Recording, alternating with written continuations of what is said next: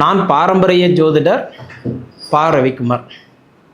இப்போ நாம் பார்த்துக்கிட்டு இருக்கக்கூடிய ஒரு தலைப்பு பார்த்திங்கன்னா, அதாவது தமிழ் புத்தாண்டு பலன்கள்.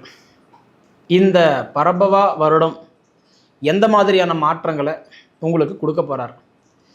நிகழும் மங்களகரமான பரபவா வருடம் சித்திரை மாதம் 1ஆம் தேதி செவ்வாய்க்கிழமை அதிகாலையில் 5:58 இந்த 2026 ஏப்ரல் மாதம் 14ஆம் தேதி அன்னைக்கு இந்த வருடம் பிறக்கப்படுதுங்க.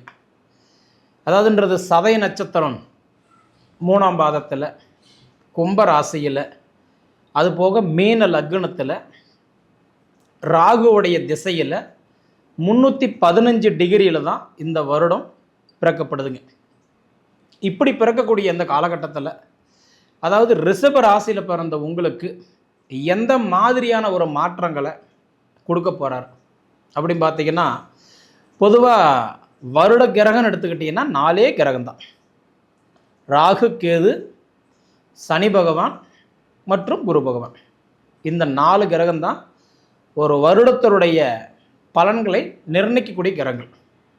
மேற்கொண்டு சூரியன், சந்திரன், செவ்வாய், அதாவது பார்த்துட்டிங்க அப்படின்னா உங்களுக்கு புதன், சுக்கிரன், இவங்க எல்லாமே மாத கிரகங்கள். அவங்கள நம்ம எடுத்துகிட்டு வரக்கூடாது. இவங்க மட்டும்தான். ஏன்னா குரு ஒரு வீட்டிலிருந்து இன்னொரு வீட்டுக்கு மாறுறதுக்கு 1 வருஷம் டைம் ஆகும். ராகு, கேது ஒரு வீட்டிலிருந்து இன்னொரு வீட்டுக்கு மாறுறதுக்கு 1.5 வருஷம் டைம் ஆகும். சனி பகவான் ஒரு வீட்டிலிருந்து இன்னொரு வீட்டுக்கு மாறுறதுக்கு 2.5 வருஷம் டைம் ஆகும். அப்போ இந்த வருடத்தில் சனி பயிற்சி உண்டா? கிடையாது. ராகு, கேது பயிற்சி உண்டா? 2026 டிசம்பர் மாதம் 7ஆம் தேதி அன்னைக்கு ராகு, கேது பயிற்சி ஆகுது. குரு பயிற்சின்றது இந்த 2026 ஜூன் 1ஆம் தேதி அன்னைக்கு குரு பயிற்சி ஆகுது. அப்போ இந்த வருடத்தில் குரு பயிற்சி மற்றும் ராகு, கேது பயிற்சி என்ன மாற்றங்களை கொடுக்க போகிறார், அதை பற்றி தான் இந்த காணொலியில் பார்த்துட்ருக்குறோம். பொதுவாக ரிஷப ராசி அப்படின்னு எடுத்துக்கிட்டிங்கன்னா சுக்கிரனுடைய ராசி. உங்கள் ராசி அதிபதி சுக்கிர பகவான். பொதுவாகவே கொடுக்கக்கூடிய கிரகம் கூரை பிச்சுக்கிட்டு கொடுப்பான் சுக்கிரன்னு சொல்லுவாங்க. அந்த சுக்கிரன் தான் உங்கள் ராசிக்கு அதிபதி. என்ன ஒரு விஷயம் இந்த வருஷத்தில் வருது அப்படின்னா, இந்த வருட கிரகம்னு சொல்லக்கூடிய சனி பகவான் தன் சொந்த நட்சத்திரத்திலேயே வராரு. கிட்டத்தட்ட ஒரு 33 நாளைக்கு சனி பகவான் தன் சொந்த நட்சத்திரத்திலேயே ட்ராவல் பண்ணுவார். அப்போ என்னைக்கு வராரு பார்த்தீங்கன்னா, கிட்டத்தட்ட வைகாசி மாதம் 2ஆம் தேதி வரைக்கும் சனி பகவான் தன் சொந்த நட்சத்திரத்திலே ட்ராவல் பண்ணுறார். குரு பகவான் எடுத்துக்கிட்டிங்க அப்படின்னா, சித்திரை மாதம் 1ஆம் தேதியிலிருந்து ஆனி மாதம் 4ஆம் தேதி வரைக்கும் அவர் சொந்த நட்சத்திரத்தில் அவரும் ட்ராவல் பண்ணுறார். ராகு பகவான் பார்த்தீங்க அப்படின்னா கிட்டத்தட்ட சதய நட்சத்திரம் தன்னோட சொந்த நட்சத்திரத்தில் 112 நாள், அதாவதுன்றது பார்க்கும்போது ஆடி 18 வரைக்கும் தன் சொந்த நட்சத்திரத்திலே ட்ராவல் பண்ணுறார். கேது பகவான் பார்த்தீங்க அப்படின்னா டிசம்பர் மாதம் 7ஆம் தேதி வரைக்கும் இந்த ராகேது பயிற்சி ஆகிற வரைக்குமே கேது பகவான் தன் சொந்த நட்சத்திரத்திலே ட்ராவல் பண்ணுறார். இந்த ஒரு வாய்ப்பு அருமையான ஒரு வாய்ப்பு. இந்த வருடம் பிறக்கும்போது 4 கிரகமும் தன் சொந்த நட்சத்திரத்திலே வர்றது ஒரு அற்புதமான வாய்ப்பு. இப்படி வரக்கூடிய இந்த காலகட்டம், அதாவது குரு பகவான் எடுத்துக்கிட்டிங்கன்னா இந்த வருடம் பிறக்கும்போது மிதுன ராசியில் அவர் ஸ்டார்ட் பண்ணுறார். அப்போ மிதுன ராசியில் எத்தனை நாள் இருப்பார்னு பார்த்தா 48 நாள் இருப்பார்.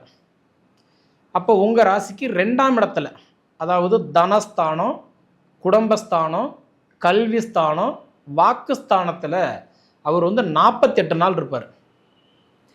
அப்போ இந்த 48 நாள் குரு பகவான் 2ஆம் இடத்துல இருக்கிறது. தனஸ்தானம்னா நம்ம என்ன சொல்கிறோம்? பணம்.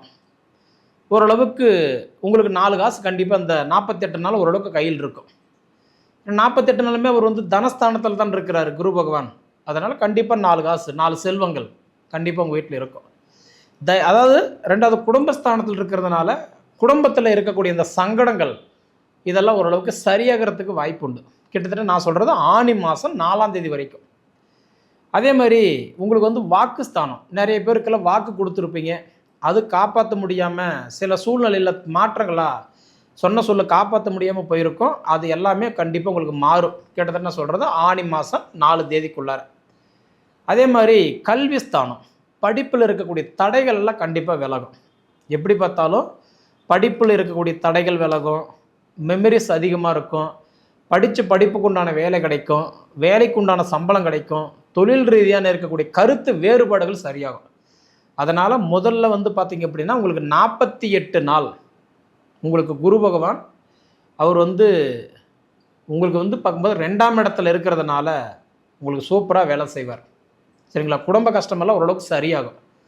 அடுத்தது 48 நாள் கழித்து பார்த்தீங்கன்னா குரு பகவான் வந்து பயிற்சியாகிறார். ஜூன் மாதம் 1ஆம் தேதி அன்னைக்கு மிதுன ராசியிலிருந்து கடக ராசிக்கு பயிற்சியாகிறார். அப்போ உங்களுக்கு குடும்பஸ்தானத்திலிருந்து அவர் வந்து தைரிய ஸ்தானத்துக்கு போயிடுவார். அப்போ குடும்ப குருவாக இருந்து தைரிய குருவாக போயிடுவார் 3ஆம் இடத்துக்கு. அப்போ வந்து பார்க்கும்போது கடக ராசியில் போய் குரு பகவான் உச்சம் அடைஞ்சிருவார்.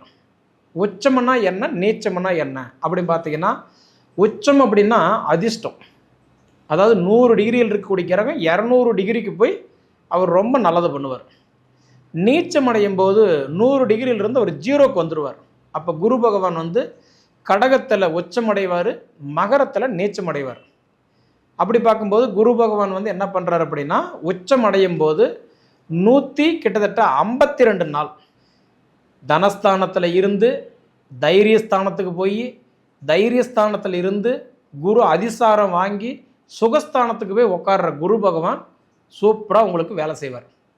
அதுக்கப்புறம் வந்து பார்க்கும்போது குரு பகவான் வந்து 2027 வருஷத்தில் ஜனவரி மாதம் 25ஆம் தேதி, அதாவது தை மாதம் 11ஆம் தேதி தான் சிம்ம ராசியில் குரு வந்து வக்கரத்துக்கு போகிறார். ஒரு 44 நாள் கொஞ்சம் சிரமமாக இருக்கும். சரிங்களா? கொஞ்சம் சிரமமாக இருக்கும் அப்படின்னா, அதாவது எடுத்த கமிட்மெண்ட்டு கம்ப்ளீட் பண்ண முடியாது. ஒரு எடுத்த ஆர்டர் ஃபினிஷிங் பண்ணி கொடுக்க முடியாது.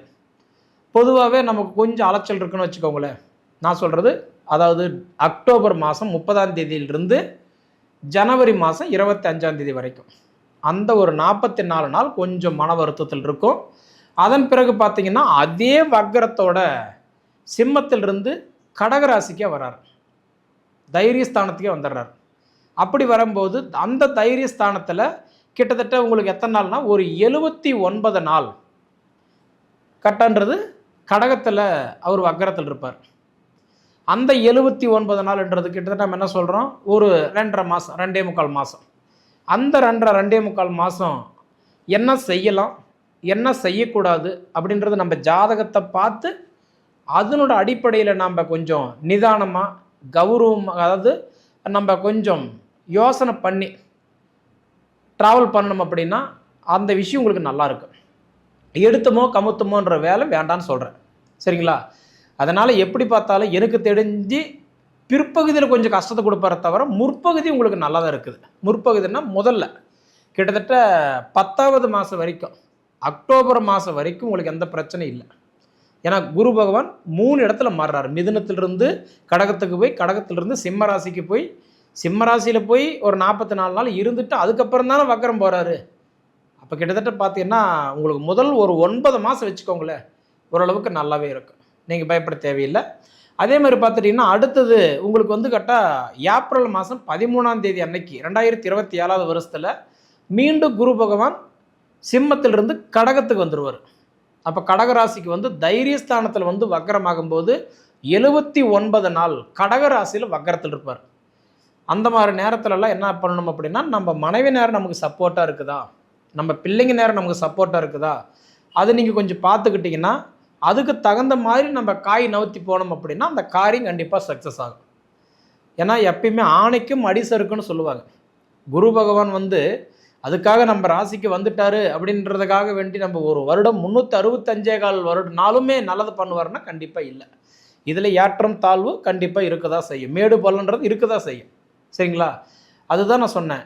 இயல்பு நிலையில் கடகத்தை மிதுனத்தில் ஆரம்பித்து அதுக்கப்புறம் குரு பெயர்ச்சி அடைஞ்சு கடகத்துக்கு போய் அதிசாரத்துக்கு சிம்ம ராசிக்கு போய் சிம்ம ராசியில் வக்கரம் அடைஞ்சு அதுக்கப்புறம் கடகராசிக்கே வக்கரத்தில் வந்து பங்குனி 31ஆம் தேதியோட வக்கர நிவர்த்தி ஆகுது.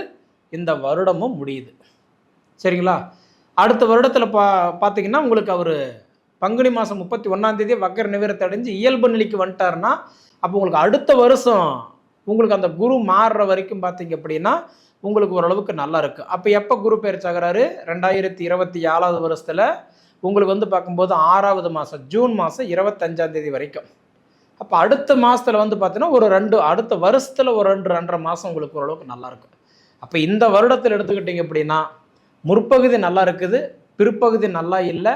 ஆனால் சனி பகவான் உங்களுக்கு கை கொடுக்குறாரு. சரிங்களா? ஏன்னா சனி பகவான் வந்து பார்த்தீங்கன்னா சனியுடைய பார்வை 3, 7, 10. அப்போ மீன ராசியில் இருக்கக்கூடிய சனி பகவான் 3ஆம் இடமா உங்கள் ராசி தான் பார்க்குறாரு. 7ஆம் இடமா சிம்ம ராசி பார்க்குறாரு. 10ஆம் இடமா தனுசு ராசி பார்க்குறாரு. அப்போ சனி பகவான் சனி பார்வைப்பட்டால் கோடி நன்மைன்னு சொல்லுவாங்க. சனி பகவான் யாருன்னா நீதிமான்.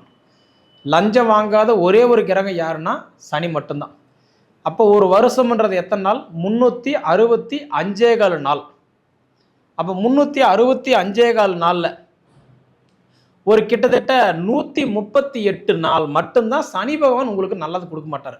எந்த டேட்லேருந்து எந்த டேட் வரைக்கும் பார்த்தீங்கன்னா சனி பகவான் வந்து பார்க்கும்போது வைகாசி மாதம் 2ஆம் தேதியிலிருந்து, அதாவதுன்றது வந்து பார்க்கும்போது உங்களுக்கு கார்த்திகை மாதம் 25ஆம் தேதி வரைக்கும் இந்த 138 நாள் மட்டும்தான் உங்களுக்கு கொஞ்சம் சிரமத்தை கொடுப்பார்.